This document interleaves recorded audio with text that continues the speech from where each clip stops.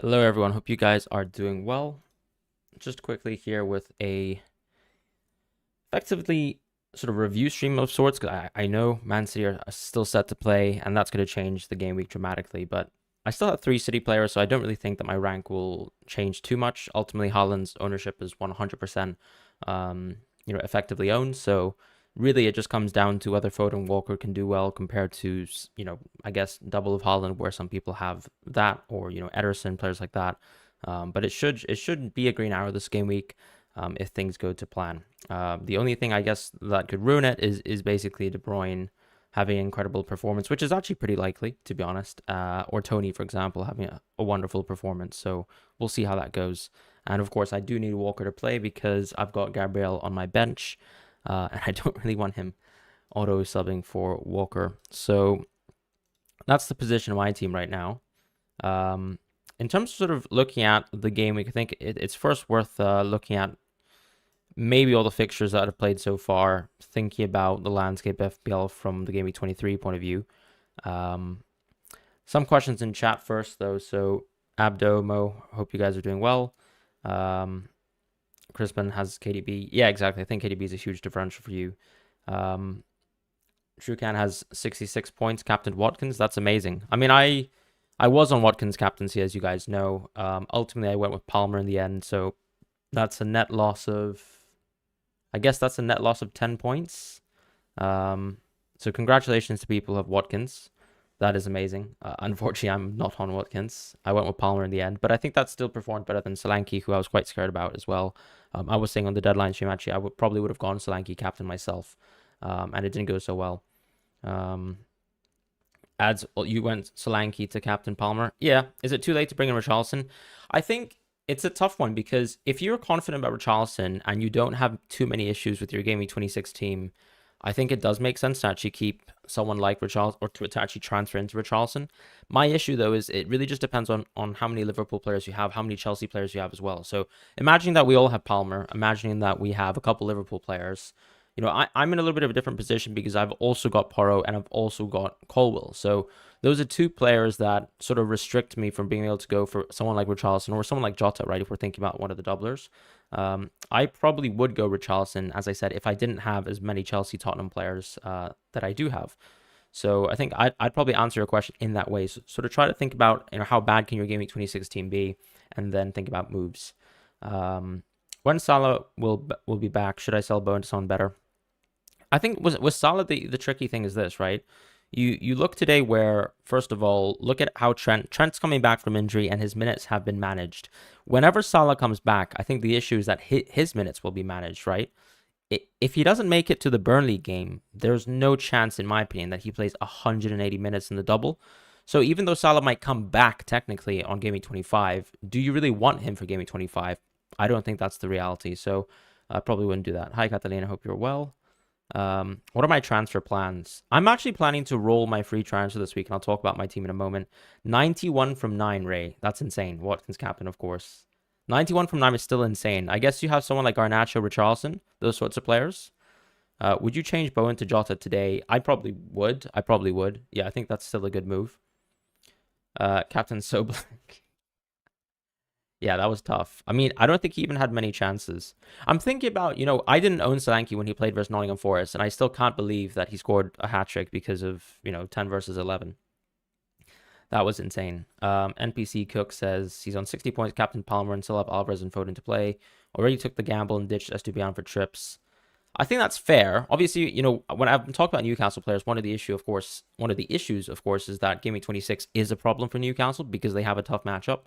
Assuming, of course, that you are happy with your team in Game Week 26, in spite of Trippier, or you plan on playing Trippier anyways, I think that's totally fine to have moved away from Estupiñán, because I think the scary thing with Estupiñán actually is Lamptey coming back and actually playing reasonably well just means that Estupiñán's minutes are a little bit debatable, right? Whether they're actually going to be solid.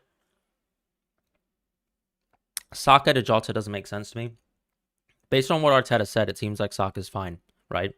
So if Saka's actually fine, I can't see why Saka to Jota would be a good move. If Saka's injured for multiple weeks, then Jota's a great move. But otherwise, I don't think so. Transfer plans. So yeah, let's do that. So I I mean, this is my team, right now. First of all, we have a couple issues. I mean, let's just reflect on my team first, right? Eze, I think, is injured. Gabriel, I mean, he's going to be fine. Colwill still is injured, and Chelsea look awful.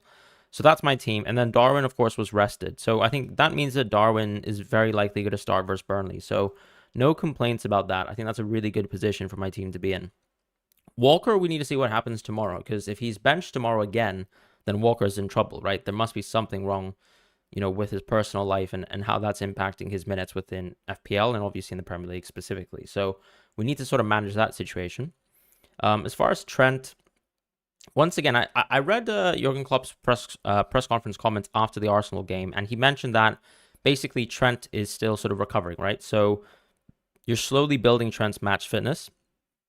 The Burnley game is coming up soon, and that's on the 10th of February. So he's got effectively a week's rest. And I think that Trent should be ready for that Burnley game. The question, of course, is, what is going on with Connor Bradley?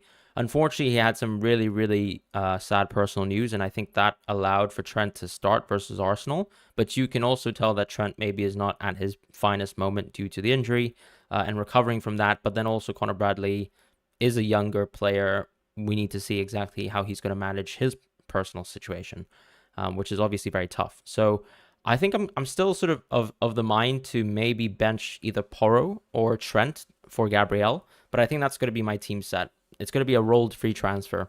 And then the question is going to be on game week 25, what do we do there? Because on game week 25, I think we should have an update on Eze's news, right? Because on game week 25, we have the Liverpool double.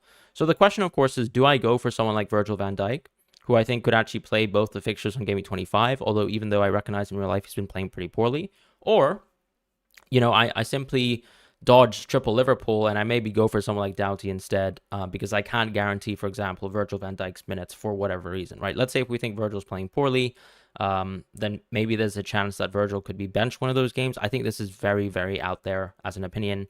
Most people think Virgil will play both games. And if Virgil will play both games, I think it makes a lot of sense to actually go for Virgil in place of probably, I guess I'll take Eze out. I'll probably transfer in Hwang Hee-chan, hoping that he's back. Of course, I think he should be back anyways. So if I bring in Hee-chan and I take out Colwill, I've got Virgil van Dijk money right there. So that's an interesting thing that I could do. That gives me triple Liverpool. That gives me triple City. And that means no Luton, no Brentford, which I think is fine because, of course, the double game weeks are good, because they're double game weeks. But ultimately, whenever you're the team facing City or you're the team facing Liverpool, it's probably not going to be good. So that would probably be the moves that I actually make. And one thing that you'll notice, of course, is that even after I make that move, I will actually have to make a defensive transfer and a midfield transfer as well. Maybe actually a forward transfer on game week 26, right? Because on game week 26, when Liverpool blank, the team that I can actually put out would probably be Areola if he's actually fit and ready to play versus Brentford. Otherwise, of course, I'm just going to have to reluctantly play Dubravka. But it means that I'll be playing Gabriel, I'll be playing Walker, and that's it, right? Porro's going to be a blanker, Virgil's going to be a blanker, Trent's going to be a blanker. And then in the midfield, I'll have Hwang Hee-chan, Saka, Foden. That's it. So that's just 5 players right now, and then 6 and 7 with Watkins and Haaland. So not exactly the best position really to be in. But I can probably take a hit that week, and I think that would be comfortable. So that should give me 10 players that week, which is not ideal, but I think it's the best situation that I have. Now, alternatively, what I could do as well is just free hit on game week 26, and then just continue to persist owning Liverpool players. And that's something that I could do, I imagine. But it's not ideal. So I'd have Dubravka, Walker, Gabriel, so that's 3 players.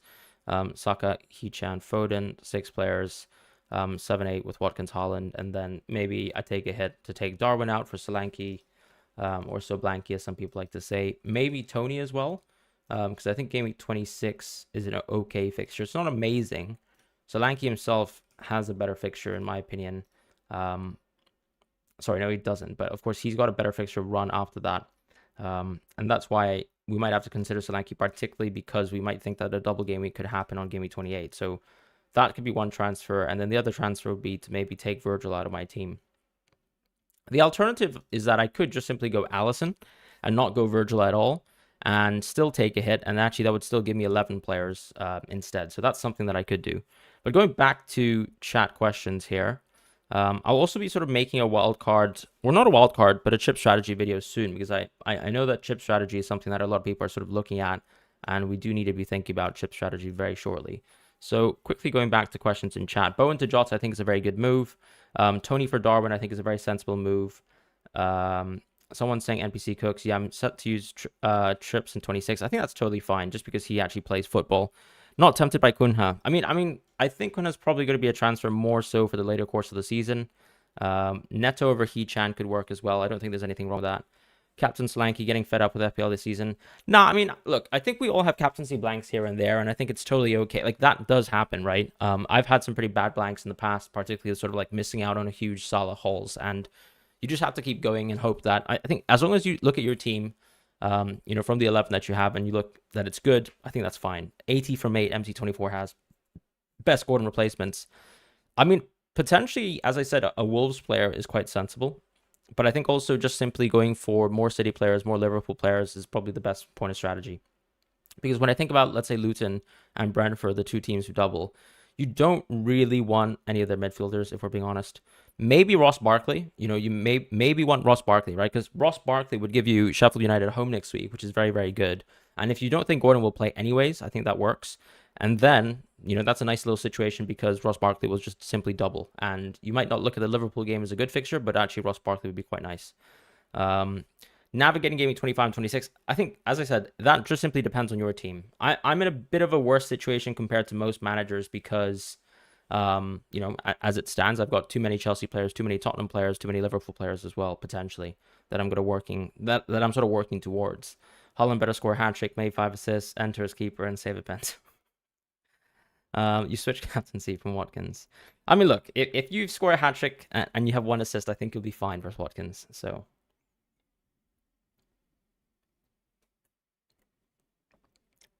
Couple people with Solanke blanks.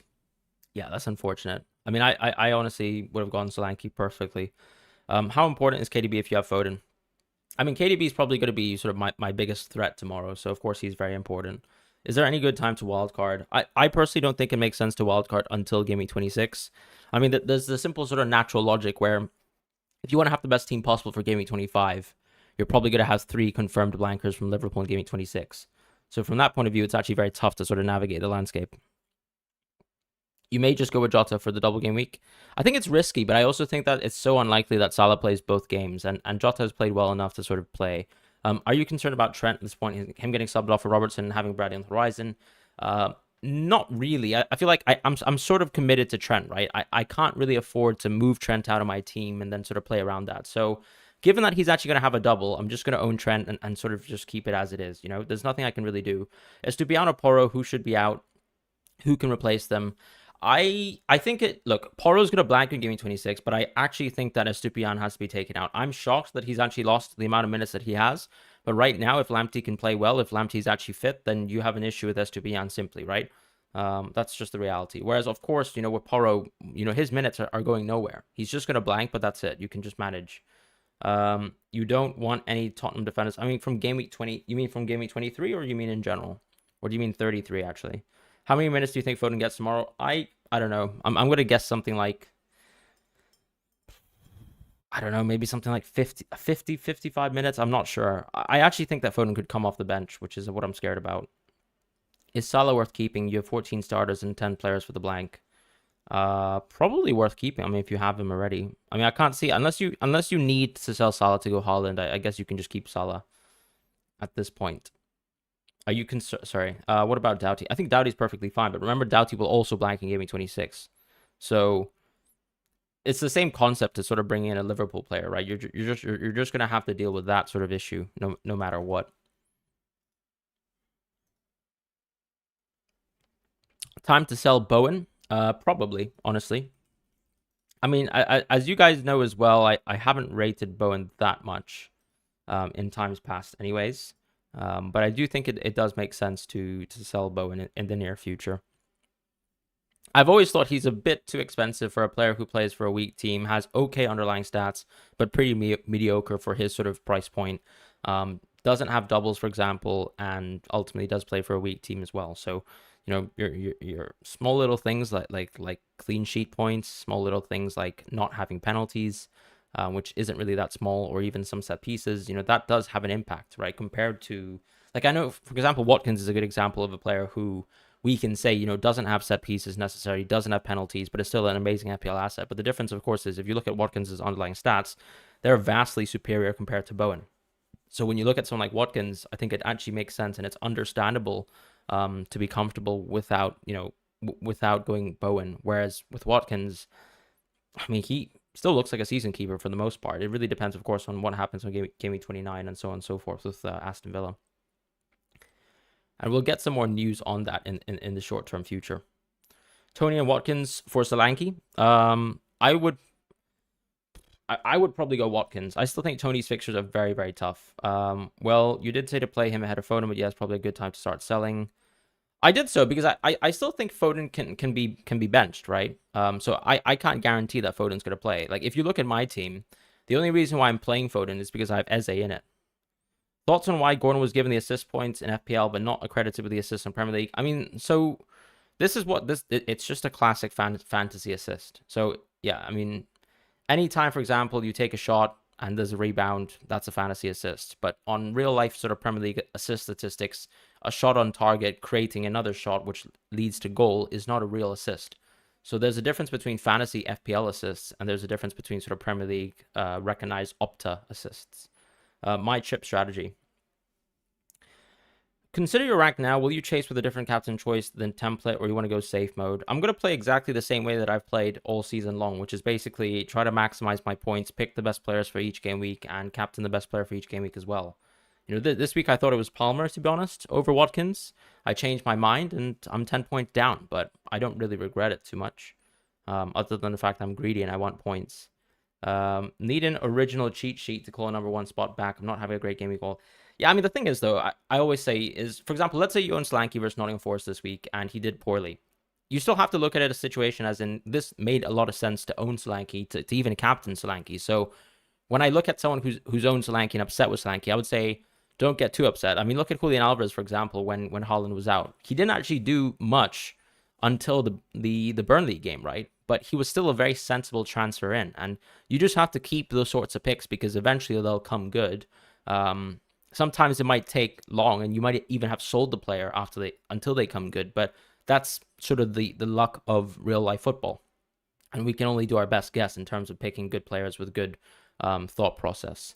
In terms of Captain Gordon over Solanke, that's a small W. Yeah, that's not too bad. Could only field 10 players this week and have 73. That's insane. 73 points. Haaland, please blank. Fair enough. When Haaland's back, I mean, Haaland could be back this week, right? So, I mean, a lot of people have already made the move towards Haaland. Some people have captained him. I know a lot of content creators have captained Haaland, but yeah, I mean, I was pretty comfortable not captaining him because I'm not 100% sure that Haaland starts. Sold Gabriel for Trippier. Am I Mourinho now? Well, no, because the thing is, if you sell Gabriel, right, it doesn't mean, like, you're not selling Gabriel for this one game week. So I think I have to say Gabriel is a really good player to keep basically for the rest of the season. Is it good in terms of this game week? Sure, but I think also when I think about my team, like, I can't see myself having an opportunity necessarily to sell Gabriel in the short term. I still think he's one of the best defenders in the game.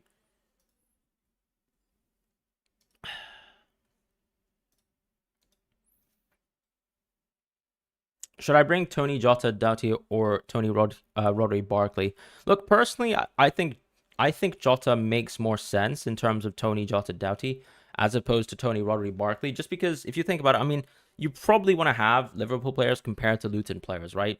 After this game week. So yeah, I mean, if it's a choice between, let's say, Jota and the rest of the field, I'd probably rather have Jota. And yeah. And then you can actually just sell Jota, right? Because the whole point is, let's say if you go for Barkley, you might actually want to keep him because his minutes will be constant. It also depends on, I mean, like, do you have plans to sell him in the future? Thoughts about Garnacho as a replacement in case Gordon is injured? Yeah, I mean, I've always had Garnacho at the top of my cheat sheet. So for me, Garnacho is just a brilliant pick overall that you can't really go wrong with.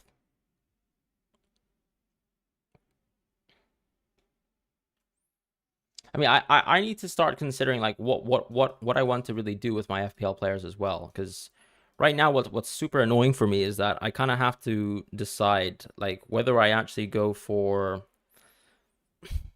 I don't know, let's say whether I go for transferring out Tottenham players and Chelsea players like Colwell, like Richarlison maybe. I don't really want to transfer out Richarlison if I'm honest, but I kind of have to do so because I still also need to plan for Game 26. If you could switch, if you could, would you switch captain to Haaland or keep Palmer? I'd probably actually keep Palmer, to be honest, because I can't guarantee Haaland starts tomorrow. Am I holding my Liverpool players for Burnley plus double game week? Of course I am, yeah. I mean, Trent and Darwin will rotate, but there's no way that Darwin's going to be rotated for Burnley at home. If he was benched versus Arsenal, then I just don't see Darwin getting benched 2 games in a row. Do you reckon Trent will play 60 to 70 minutes at Burnley? I think so.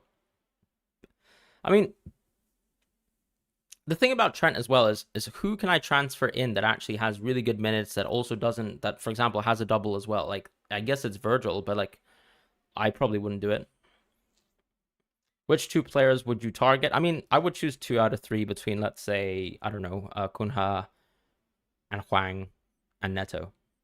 So any of the 3 are good because I think as soon as Huang Chan comes back, that's going to be your front 3, and they should all be playing like 80, 85 minutes of football each week.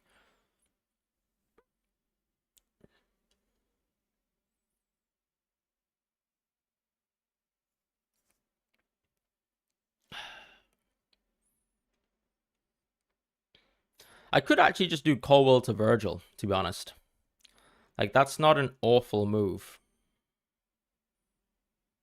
The problem is, of course, I always need to do it, you know, I can't do it in one free transfer, which is my issue right now. I don't think I can even do that with Porro necessarily. And the thing about Porro too is his fixtures are just still brilliant for the short term. So if I look at Porro now, like I definitely want to play Porro versus Brighton. Well, maybe not versus Brighton, but I do want to play him versus Wolves. I want to play him versus Palace, like Luton at home. I mean, these fixtures are just brilliant. So yeah, of course I'll sell Porro at 33 plus, but right now, like, does it actually make sense to sell him at all? Probably not. Transfer wise, I can only afford Virgil through Porro, so that's one of my issues. And I don't really want to be selling Walker. I could do Colwell to Doubt. That could be a play, but then the issue is that blocks me from Virgil, ironically. So the question is, do I prefer Virgil, you know, for the double game week and ignore Virgil for this week? Or do I prefer Doughty, for example, getting the Sheffield United home fixture and then benefiting from that? I think because my defense this week is still quite strong, as I said, it doesn't really make sense to actually make any transfers this week. I should just roll my free transfer.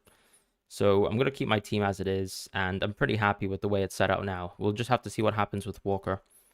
What is the best replacement for Bowen? I probably wouldn't go Madison because Madison's going to blank, and he doesn't have a double game week. Are you really doubling up on Liverpool defenders? Yeah, I really don't mind it. I mean, a doubler is a doubler. Is double game week 25 confirmed for Liverpool? Yes, it is. Bellingham banned incoming is not helping Madrid either. Yeah, that's true. You're probably right. Hi, Fran. Just wanted to drop by and say we are so done in this Madrid derby with our mishmash defense. Yeah, Carvajal's playing at the back, so that's interesting. I sold Porro for Trippier after seeing Udogi score for 2 straight weeks since Matters came back from injury. I mean, look, anytime you get FPL points, that's a good move if you want me to answer it that way. I thought I captained Watkins as well. No, I'm kidding. No, in the end, I actually went. I went Palmer captaincy at the end, so I swerved from Watkins and we do not move, but unfortunately, that's life. That's FPL life. I'm getting Trent Alexander-Arnold for the double, but that means I can only have 10 players for Game Week 26. That's pretty similar to my situation as well. In fact, if I don't take a hit, I'll still have 9 people. Hi, Fran. Asked you about Garnacho on Twitter. Glad it worked out. Yeah, I told a lot of people to start Garnacho because I think Garnacho made sense. Bowen to Jota. I think that also makes sense as well. Most people are sort of thinking about that move. And I think that's very logical. I think we can skip Liverpool defenders. Luton and Brentford could score. I mean, yes, but the thing is also the Liverpool defenders could score as well, right? Like it's a reality that Virgil's a very, very good aerial sort of set piece threat. It's a reality that Trent has an attacking edge. And for example, like, you know, people are thinking about going Doughty. Are you telling me Doughty's not going to concede? I mean, he probably is. Could Solanke double in Game Week 28? Yeah, I think it's actually very likely. Is it worth buying Tony this week for Solanke? I don't think so. Not at all. Hello from Tyler. Nice to see you. Must be pretty. Is it early in the morning now if you're in Thailand? No, sorry, it's like super late at night, isn't it? Well, I mean, technically that is early in the morning. Garnacho, awesome chiseled planet. I'm pretty happy for you as well because I know the Elise injury must have been terrible. I mean, I even thought Elise would start, so that was tricky. But I'm glad you got Saka as well. That's cool. Solanke to Nunez. I actually think that's a good move. I think that's a good move. Bowen to Jota was getting Salah better. I don't think getting Salah makes any sense because unless let's say we get an update and Salah's ready for Burnley for whatever reason, then maybe I could be convinced that he could play both the fixtures in Gaming 25. But I think there is a very high chance that Salah is not going to play both games in Gaming 25, so therefore he'd be a bad transfer. Am I considering selling Porro? Probably not. I think Garnacho will be very good also for being able to sell in the future. Yeah, I think that makes sense. Lots of people from Thailand, someone from Bangkok. That's cool. Nice to see you around. Is Porro worth keeping? I would say so, yeah. Porro to Guardiola to attack double. I just think that Guardiola is probably not someone I actually want to go for from a Man City point of view. Like, first of all, they have enough defense depth. I think Stones is, I mean, he's fit, but he's not obviously match fit. So how many players are going to rotate within that team? Probably quite a bit. And what's the attacking edge in terms of Guardiola? I probably would swerve it. Like, I still think Walker right now, based on what we've seen so far this season, is one of the better picks. I don't know. I don't know if Walker's benched tomorrow. If he's benched tomorrow, then he's benched tomorrow. And that probably means that Walker's sort of a no-go as well. Hey, Ray, hope you're doing well. Solanke or Holland? I would probably... What do you mean by Solanke or Holland? Are we talking... Like, what's the decision there between Solanke or Holland? This mention of countries from Zambia here. Are you looking at... Yeah, this reminds me of like, you know, when music videos were super popular, like we would go on YouTube to watch music videos and you would just see like comments from the YouTube section and it would just be like, I don't know, hello from Brazil in 2024. Like, are you looking at United attackers? They seem to be, I think I've got room for Garnacho because obviously he's still at a ridiculous price point, but am I looking at Bruno? Am I looking at Rashford? No. Am I looking at Højlund? Probably not as well. So I think for me, it would still be Garnacho at the end of the day. And I suppose you could also be looking at some of the defenders, you know, just given that they don't blank on 26. Still believing that João Pedro is an excellent pick. No longer squad rotates. Yeah, João Pedro's still amazing. I need to add him back to the cheat sheet because I actually thought he was injured. So that's why I removed him from the cheat sheet. But I was telling people on the live stream to actually just start him because to me, like, and especially, which is the case anyways, whenever Roberto De Zerbi sort of lines up teams, it's like you always know that he'll probably play a player if he's ready to play and start him because I think that's just generally how I've seen him sort of rotate lineups. And if João Pedro wasn't fit to start, I don't think he would have played at all. Do you reckon Holland plus City defender is enough for the double? I think it actually is enough for the double game week. But keep in mind, of course, it's nice to actually go triple City because first of all, they don't blank on Gameweek 26, so you're not going to struggle by owning Man City players. Martinez's injury could make us crap again. That's true. I mean, at least Shaw is back, right? Which is sort of nice. Kaminsky, I don't think I would consider. You also bench out Pedro. That's pretty tough. Is free hit 29? I think a lot of people are looking at free hit 29, but it also depends on, you know, whether Aston Villa blank on free hit 29 as well, right? Let's say you own Watkins or you maybe own actually Watkins plus an Aston Villa defender. If Aston Villa suddenly blank on Gaming 29, then a free hit is like absolutely essential for that week. So it really just depends. What's up with Walker? I mean, he just has some sort of personal situations, right? Because he's cheated on his wife. Nacho at 4.8 with guaranteed minutes.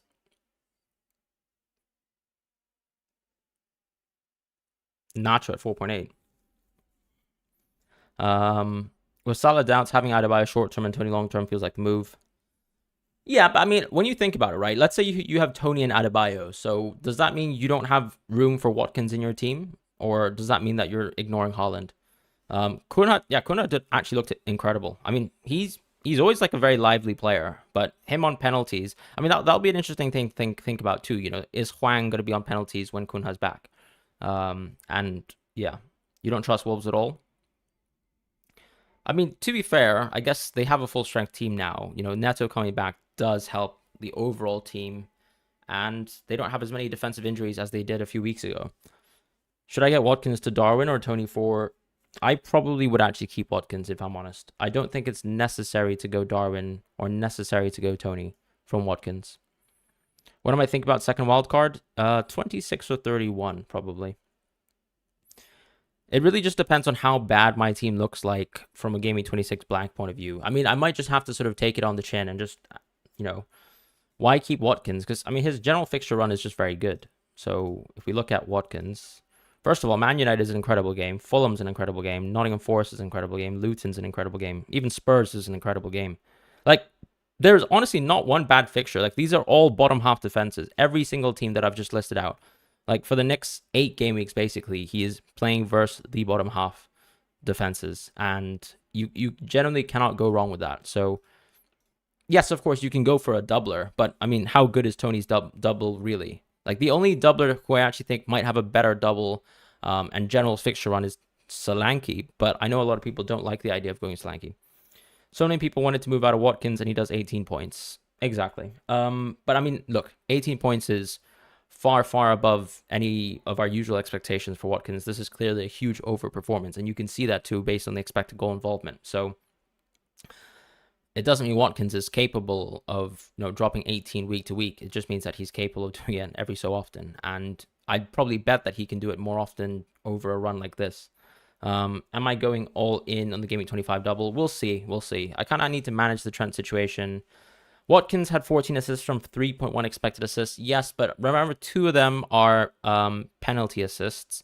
So whenever you think about this, right, when you earn a penalty as a player, you're basically earning 0.75 expected goals, right? Because we expect that the average penalty is scored by 75% of professional footballers. So if you draw a penalty, that's an extra 1.5 expected assists that's like hidden.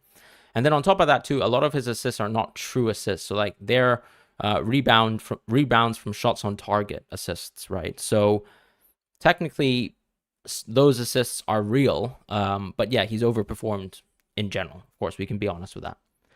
With Olise injured again and Eze out, I believe they could well go. Yeah, absolutely, Crystal Palace could be going down. I mean, what is that attack going to look like, basically, without those 2 players? Is Akanji in City's first 11? Not all the time is the reality, right? Is Foden a sell soon? I mean, he'd only be a sell after the double game week.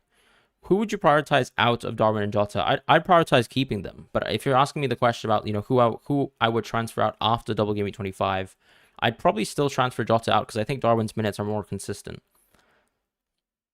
Foden, as I said, is not a sell soon. You bought the opposite. What do you mean by you bought the opposite? You're struggling with getting points from defenders. I mean, let's have a look at my team.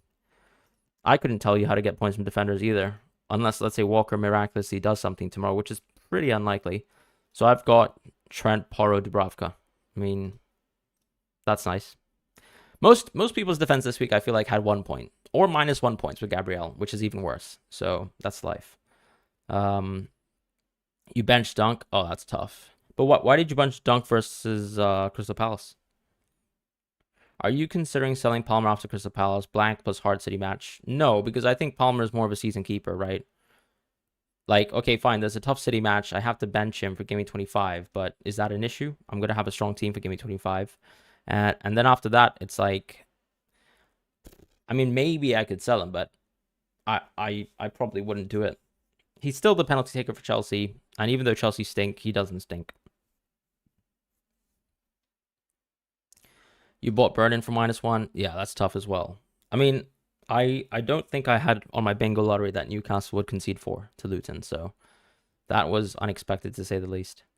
Someone got Trippier. That's amazing. Captain Gordon, bench Garnacho, and Chandra Acuna. That's pretty tough. Bench Garnacho. Who did you start over Garnacho? I'm just curious. That's awful though in terms of the outcome. 4 million replacement for Gusto. I mean, there's no one who's like a serious 4 million replacement. I guess if you can afford Brathwaite, it makes sense, but still, you probably can't. I had both Estu and Dunk, so I played Estu and bench Dunk. Oh, okay, I see what you mean. Yeah, I mean, I probably would have done the same, so that's just unlucky. Best differential at the moment. I mean, looking at my own cheat sheet. I mean, now that Olise and Eze are both injured, which is terrible, by the way.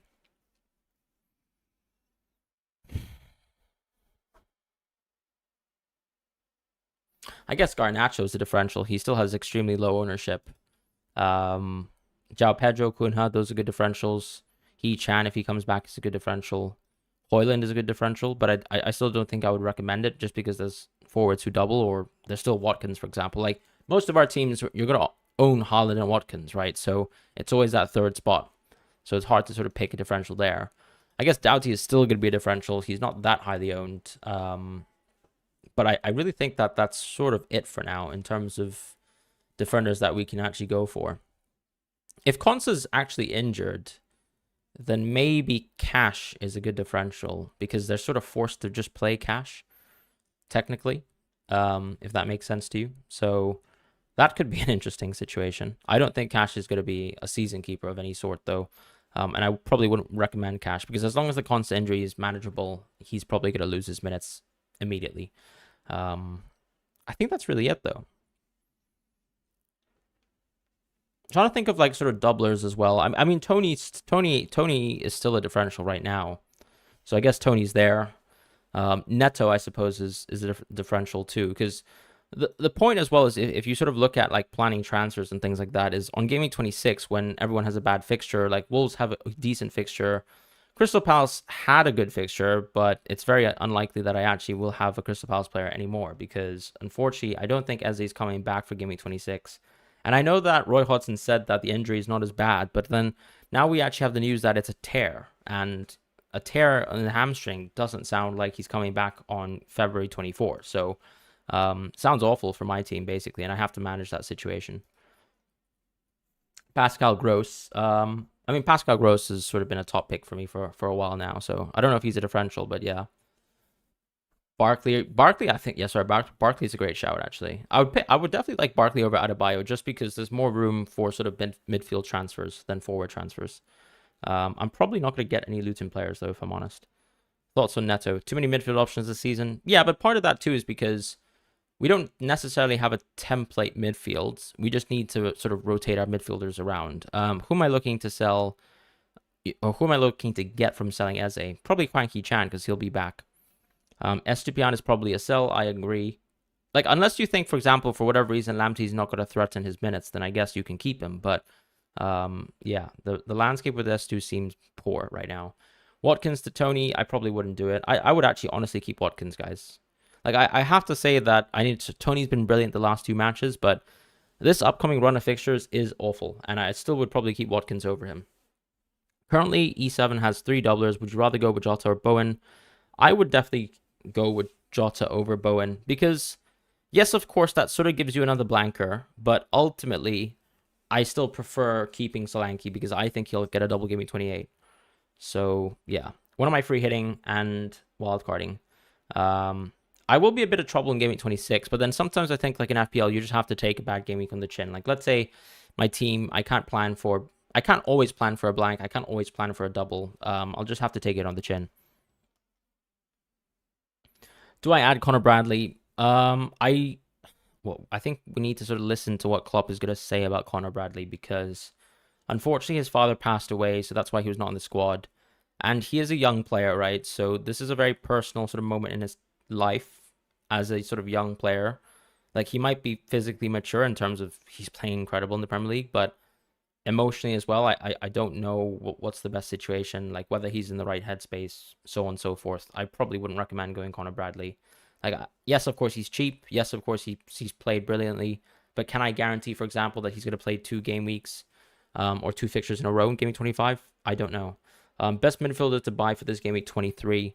I mean, if we're talking just pure transfers for this week, and let's say you're desperate for a midfielder, I mean, I guess you're talking about Game Week 24, right? So, I mean, on paper, I think Richarlison still makes sense, but Game Week 24 is going to be, Game Week 25 is going to be sort of tough for him.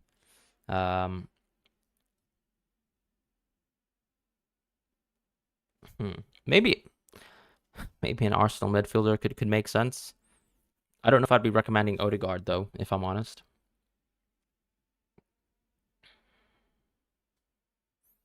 Maybe just go Garnacho, I think. Like, if you're really desperate for a midfielder, you don't want someone who blanks. Like, I think Garnacho probably makes the most sense. Yeah, I'd probably just recommend Garnacho, because you could go Pascal Gross as well. Pascal Gross is totally fine. But I feel like, for example, most of the midfielders that I'm trying to think about, like Barkley is also a really good midfield to go for. But The question is like, how long is Barkley going to last in your team? If you go for Garnacho, you're probably going to have a player who's actually going to be useful for, most of the fixtures. And crucially as well, like if you go for Barkley, the issue with Barkley is that he's going to give you a blank in game 26. Whereas with Garnacho, you sort of have someone who's, confirmed to basically play in that fixture. And that's very sensible. I can't really recommend anyone else right now because I think Gordon, he might not even start the next fixture based on sort of his injury situation. I probably wouldn't recommend, Andreas or Willian from Fulham, even though they actually have a good run of games. So, yes, of course, you could go for Richarlison, potentially. Richarlison would be one that actually makes sense to me. But yeah, I think it's a tricky sort of landscape to navigate. Potentially, if, let's say, Foden gets rested this week, then Foden would still be a very good transfer for Game Week 24. And the same thing can be seen with Diogo Jota, right? Jota, at least in my opinion, has really good value over Game Week 24 and 25. So he's sort of good enough, technically to be a really good transfer in the short term to sort of pay off, a future hit. Like, let's say I make a move towards Jota. Yes, of course, that might make my team worse for Game Week 26. But if you think you're going to get enough value from Game Week 25 and 24 alone, which is actually, those are incredible fixtures, right? Luton at home, Burnley at home, and Brentford away. Like, those three fixtures, if you got a player who was playing 2 games with that, like, that's insane value compared to, let's say, I don't know, if I had to compare it to someone within my own team, like if I look at someone like Eze, like what can I get out of Eze? I'm not really sure. So something to think about, from that sort of lens.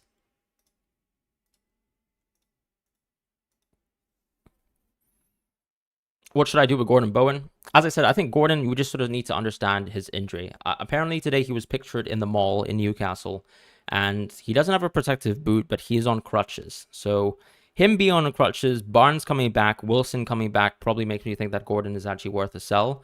Whether he's worth a Richarlison -4, I think it really depends on going back to the question, like, does your team accommodate for Game Week 26? Hey, Fran, Jota and Haaland for Saka and Alvarez to fund Haaland. I think those are good moves, but I don't think Saka is really worth a sell. Taking my leave to watch. Yeah, I actually need to watch Real Madrid, to be honest. I didn't even realize we actually hit 8 o'clock. But I think that's actually it in terms of the stream time for me. Would I be on a red arrow with a captain blank, 59 points, no Richarlison, but had Alex Moreno? Brought Slanking going for -4. It really depends on what rank you are in the world, right? The safety score for different ranks is different. You did Watkins to Højlund. Ooh, I mean, at least Højlund scored, but I'm sorry about that. I need to sell Saka or Watkins to get Darwin. I would just ignore him. Like, I don't think selling Saka or Watkins makes any sense. Yes, of course, there's the short-term aspect, but unless Saka's actually out for Game Week 24, then I probably wouldn't advise a move like Saka to Jota. Current 548k. I mean, it might be a small red. I don't think it'll be that bad, though. But yeah, I think that's all that I have time for this week. So it's kind of nice to sort of rehash, think about the game week as well. And, I need to start planning for Game Week 26, but it also means that my team needs to stop stinking, basically, in the future. Because right now, my team looks awful for Game Week 26, and I don't even know what to say about it. Potentially, I think I'll be going for someone like Konsa and Solanke, but that probably means that I'll only have, like, let's say, I don't know. I guess that's probably only going to give me, like, 10 players at best on Game Week 26, and I'll just have to sort of take that on the chin. So I'll have to take a hit on that week. Like, if I think about it. Yeah. But I think keeping Palmer, keeping Richarlison, keeping Porro, keeping Trent maybe makes sense.